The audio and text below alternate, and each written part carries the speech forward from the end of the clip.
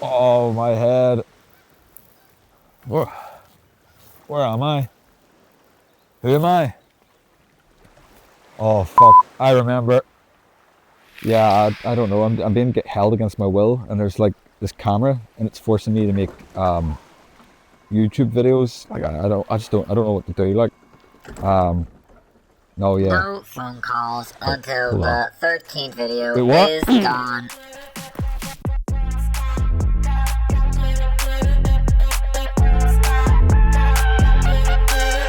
XIII is a comic book inspired super spy FPS mystery released in 2003 from Ubisoft. Ubisoft Paris. The comic book was originally from the mind of Jean Van Ham, a Belgian writer who has stepped down as its main contributor, but a few spin-offs have continued after his departure. As for Ubisoft Paris, they were a crucial part of Rayman's development. They have also had a hand in Just Dance and Tom Clancy Ghost Recon. So it's kind of a mixed bag. Oh, they are also helping to develop Beyond Good and Evil 2. Like that's ever gonna happen. To set the tone for the game, the opening cutscene has a presidential assassination, threats to kill a man that goes by the name 13, some sort of evil meeting, and the FBI and the army are at odds with each other. So the perfect recipes for some convoluted thriller mystery adventure. We, the player, 13, wakes up on a beach where we are greeted to an angel in a red bathing suit. Immediate flashback to a boat where we are instructed to escape but are gunned down and fall into the water. Hold on, that's David Duchovny. That's an interesting choice. I like X-Files as much as the next guy, but he doesn't exactly have one of them voices that screams hardened super spy assassin, but hell, what do I know? I'm just going to pause right here to give you a mild spoiler warning. There are lots of twists and turns throughout this game, and you can keep watching for some light spoilers, and I'll have a bigger spoiler warning later on down the line for when the real juicy stuff happens. So after a few failed attempts to leave the beach, 13 collapses, and I awaken in the lifeguard tower, along with the goddess, my love, the woman who, those goon bastards, nobody messes with my babes and lives. So that's more than enough motivation to dismantle whatever dark, mysterious conspiracy is unraveling here. I immediately get revenge on her killer. You'll notice this comic book paneling to illustrate in detail the kill, which is actually a really good way to give the player feedback on kills, typically on headshots and more interesting kills. It makes things a bit more satisfying, and to further build on that comic book style, a lot of those sound effects have little visual cues, like enemies walking, gunshots, and explosions, among other things. I begin to get stuck into the other goons. The pistol is okay, it's got decent accuracy, which I can't say about a lot of the guns in the game, but this is more or less the last you'll see of it throughout. Jesus. The first mission alone kits you out with almost a full arsenal and making you feel like a total badass right off the bat. Just a small issue right away that I have with the game is these goons, they're one of only 2 generic enemies throughout the entire game. Yes, there are a few different models and they carry different weapons, but honestly, it's extremely rare where I see a goon with a specific weapon and change my approach. I haven't got a lot of issues with this game, but that is one of them. So one of 13's belongings was a key for the Winslow bank, so that's where we're off to. Mr. Roland? The bank clerk calls me Mr. Roland, so I guess that's what my name is. He takes me to my safe that has a briefcase inside, and a bomb. So I run away immediately, but I was actually meant to get closer before triggering the cutscene, so I had to go back to the bomb.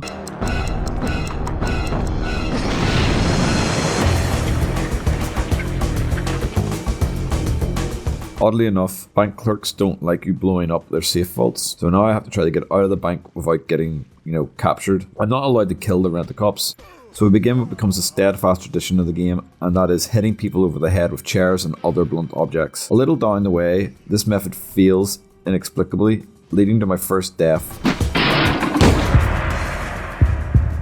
Wherein the game introduces me to its brutal checkpoint system, and truthfully, it wouldn't be too bad, but the game encourages you to take your time and sneak and be a spy, but that's really slow. So after a handful of deaths, I typically resort to attempting a speedrun, which doesn't seem intended, so yeah, fuck these checkpoints. This big fella is on the phone giving a lot of grief about how I'm still alive, which makes me feel kind of a big deal. That the fact that I'm still breathing gives these guys so much concern. The game introduces me to one of the more useless mechanics, hostage taking, which I use like 3 times, I think. And what happens here and every subsequent time is that the people that's meant to care about the people that I'm taking hostage gun them down to get to me.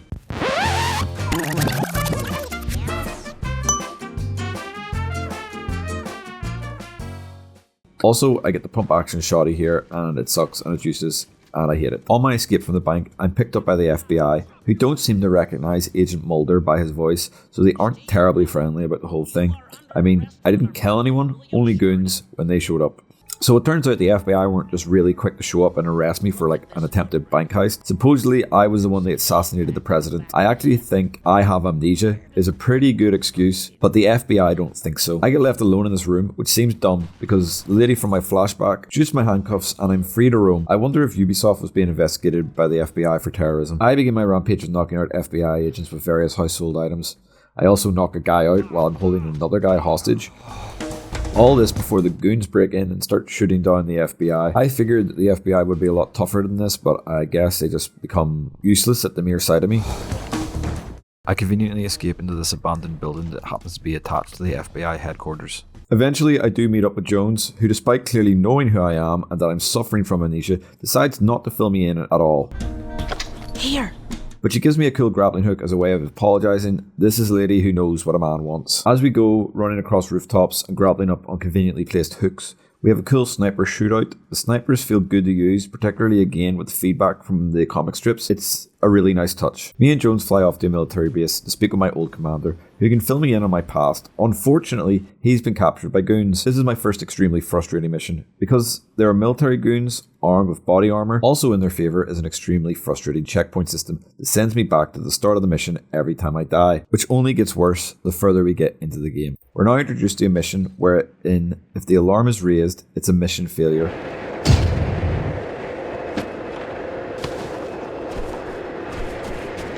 Alert!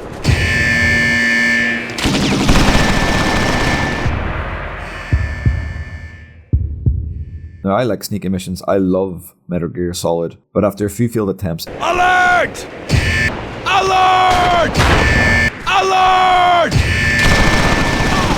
it becomes obvious that the best course of action is to just run and gun with a crossbow, because taking your time just to be sent back to the start of the mission isn't worth it. So after a few locked doors and a few expert crossbow headshots,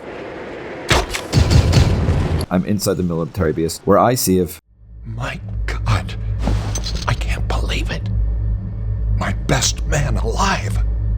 Adam West? Adam West is always such a treat. He really just breathes so much life into this character who really could have just been completely forgettable. So these next couple of sections are kind of where the gameplay falls flat for me a bit. I have a lot of close encounters with goons, which means that the sniper rifle or crossbow isn't really the best choice of weapon, but a lot of the weapons are also very inaccurate, so if I'm up close with the enemy and I can't really hit them, it usually means I resort to like jumping around and strafing the enemies to try to kill them, which doesn't really work with the feeling that the game is trying to portray. Now this might be because I'm actually bad at the game, which is fair enough, but I do feel like the accuracy in a lot of the weapons is definitely not great. So I get Adam West out of the military base and he informs me that I'm in fact not 13. Captain Steve Rowland was one of them, the notorious number 13. He killed the president, but his accomplices betrayed him and hired the mongoose to kill him. And today he actually is dead. Well then, who am I? And I must find a woman called Kim to find out more. So we're off to find her, or rather, I'm off to find her. Thankfully, she's also in the Rocky Mountains, where the military base is. How convenient for me. Unfortunately, also convenient for the goons. One of them has a double-barrel shotgun, however, and we love the double-barrel shotgun. Wow!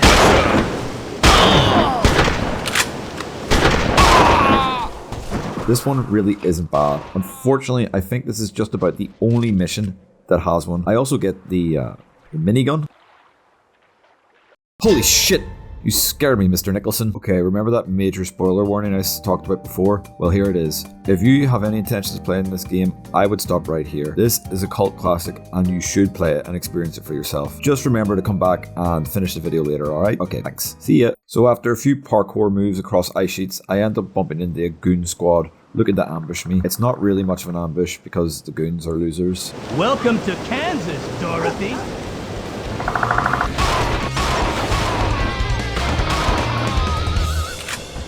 Away through the forest, we find Kim's cabin and Kim. She tells me about how I'm not actually Steve Rowland, but in fact Steve is dead and I've had major cosmetic surgery to look just like him. In some attempt to put psychological fear into the members of the Secret 20 conspiracy group, which kind of seems dumb. Like, throughout the game it doesn't seem to do much other than make them want to kill me even more. After our little debrief, we are then found by the goons, who actually execute a more competent ambush than before. I get my hands on an M60, which, no big surprise, isn't great because of its lack of accuracy, but the spray and pray does come in handy to do this particular job. Goons coming from everywhere and rockets flying. This is a good set piece, although I might as well have just surrendered because on escaping I am immediately trapped under an avalanche and captured. Avalanche!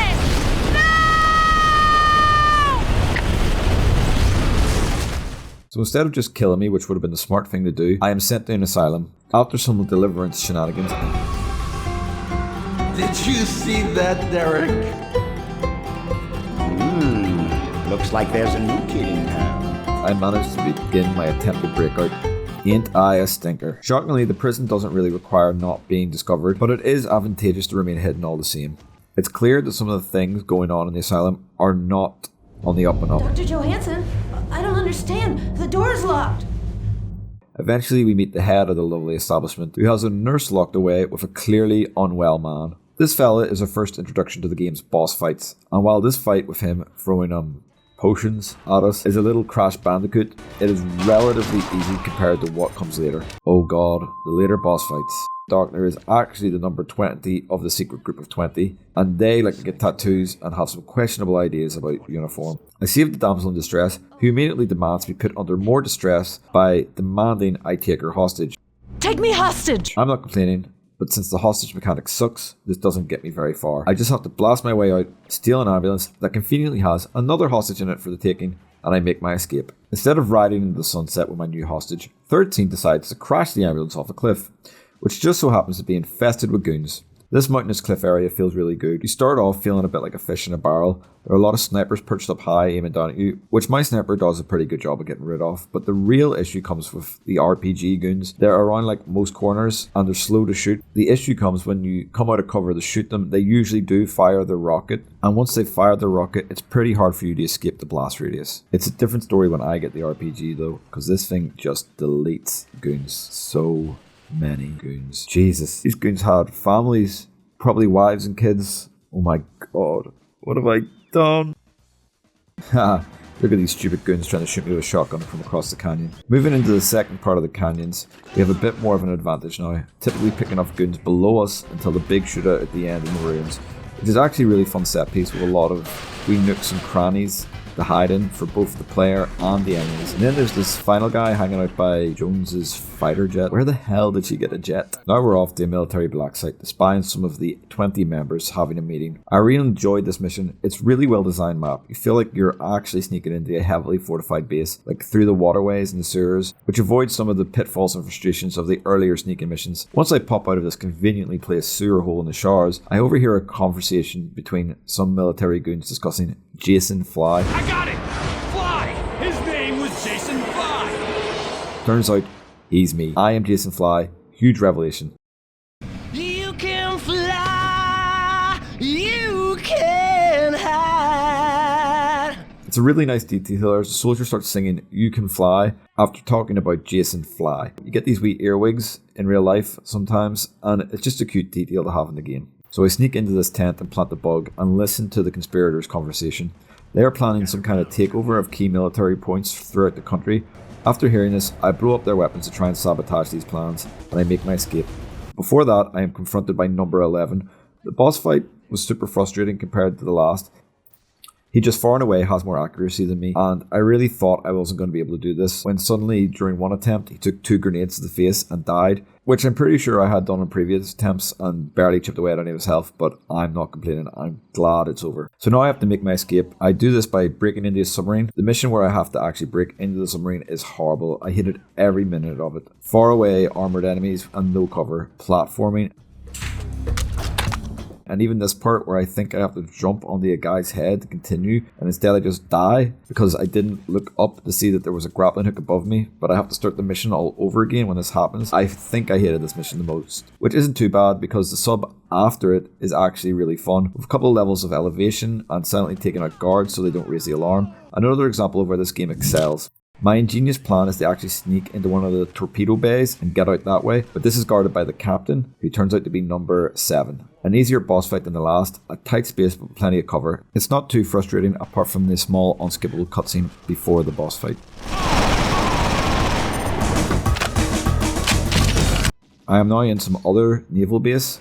I really am going a long way to escape the original military base I started in, but we press on. It's a nice wee quick section to fight enough military goons to get the floodgates open so we can make our escape into the harbour, where I have a quick mini boss fight with a chopper, which is quite easily cheesed by standing in this doorway with an RPG and poking my head out occasionally. After the fact, it became clear I was supposed to run around in this area fighting it, particularly when it decides to fly all the way over to the other side of the dock and blow up a gate to let me escape. So just then the FBI show up. What the hell is going on with those seagulls? Are you guys seeing this?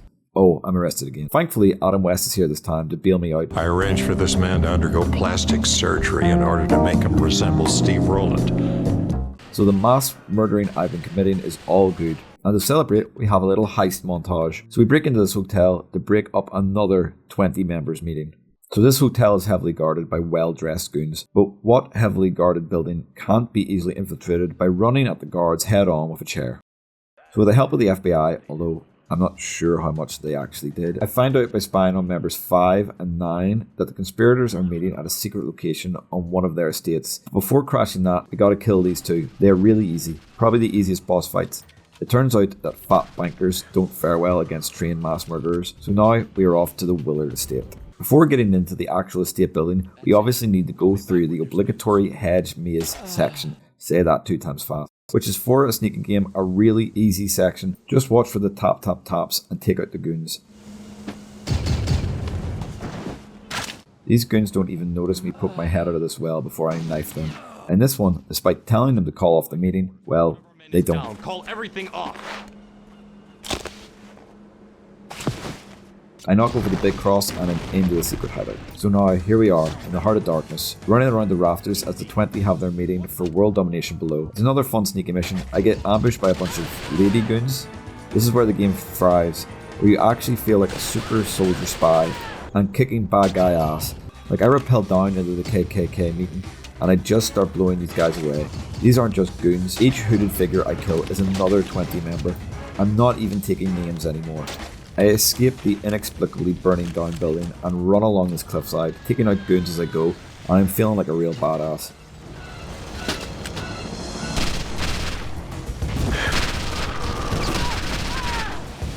Until this horrible, stupid helicopter section. It is so bad. Another shortcoming of this game due to the terrible accuracy in some of the weapons. I have to resort to taking the goons out instead with a crossbow, because if I stand here for too long firing the M16, it's certain death. Eventually I finish, and I have a nervous leap to the helicopter ladder. So now we know the 20's plans to take over the country. With the help of the recently assassinated president's brother, Wally Sheridan, we go in this strapping military disguise to break into another military base where they are launching their operations. Hey, is this Wally guy kind of sus? Isn't Calvin that guy from the Sanctuary? Better not say anything, I guess. So I'm not allowed to join in the gang in their super secret meeting. I have to find a way to crash the party, and I go into the locker rooms to inspect the troops. But the new sexual harassment laws have been brought in, so they sound the alarm. Quicker just to knock them out for a quick inspection. It would not be very cool of me to start killing all these brave soldiers. They are just doing their job. So I go on a rampage, bashing them over the head with heavy wooden chairs. When I reach the meeting room, I realise maybe not everything has gone to plan, but I'm suddenly ambushed by a gang of goons, who I get rid of pretty easily, when suddenly Stanwell suggests playing a game of Among Us.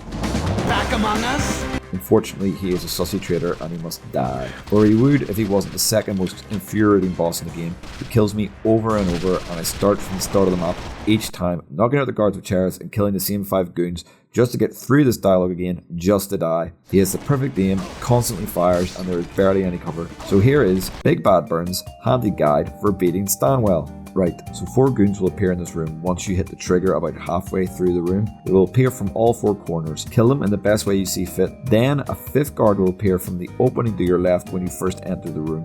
Make sure you kill him while you're standing in the opening to the far left of the room where Stanwell enters. He will walk right up to you and then you just unload your M16 into his face. You may need a quick heal, so watch out for that, but this is how you cheese him, and fuck trying to get him any other way. Now half dead, I have to get the president out of here. Thankfully, after a few goons, the GIs are waiting at the end of the hall to take him away. After this is basically my last stand with the goons in the control room where these guys are trying to take over the good old USA, so I give them hell.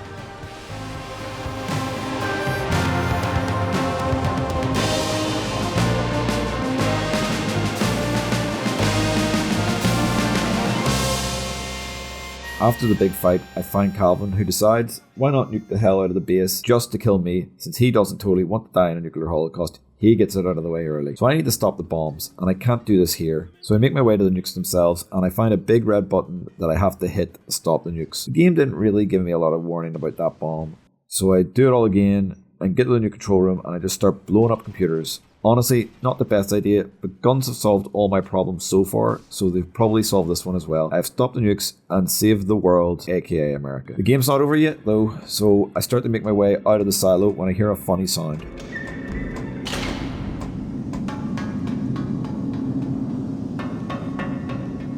Thinking nothing of it, I make my way to the bottom of the silo, and then suddenly the mongoose comes skipping towards me with a couple of miniguns. He's decided to make sure I die this time, and he makes a pretty damn good show of it.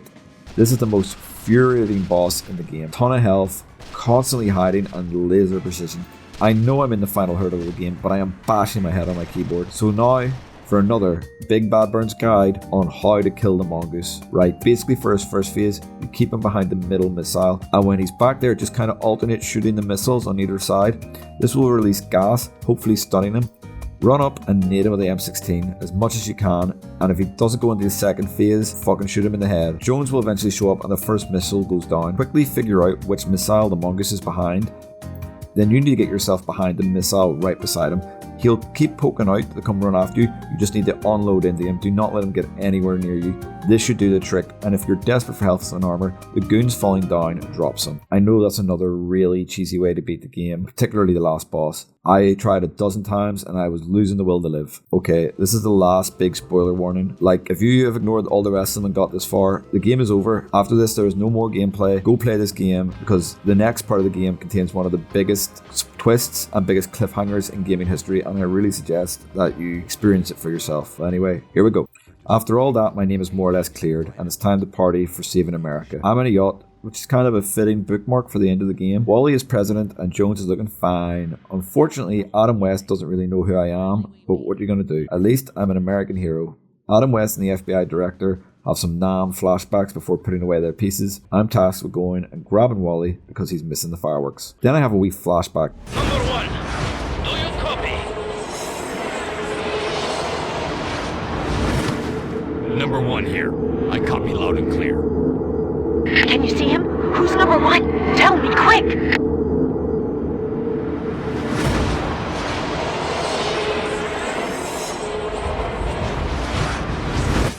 This is the yacht from the start. Wally is number one, and he's holding Kim's kid hostage. And that's it. That's the end of 13. For the last 22 years, at least as far as video games are concerned. If you ignore the remake anyway, which doesn't really add anything. Still a good ending, satisfying despite the cliffhanger. Overall, the game is fun and holds up, probably in no small part to the art style, and often I do feel like a spy uncovering a massive conspiracy, even if the gameplay really is just me mowing down endless hordes of goons. Gameplay wise, the bosses kind of suck. I get why they are there, because you're meant to be taking down these members of this evil organization, but the gameplay doesn't really lend itself too well to it. I actually felt much better killing them in the Sanctuary. It's that kind of sadistic, but the gameplay the rest of the time is solid. But that's just a theory, a conspiracy theory. God, I hate myself.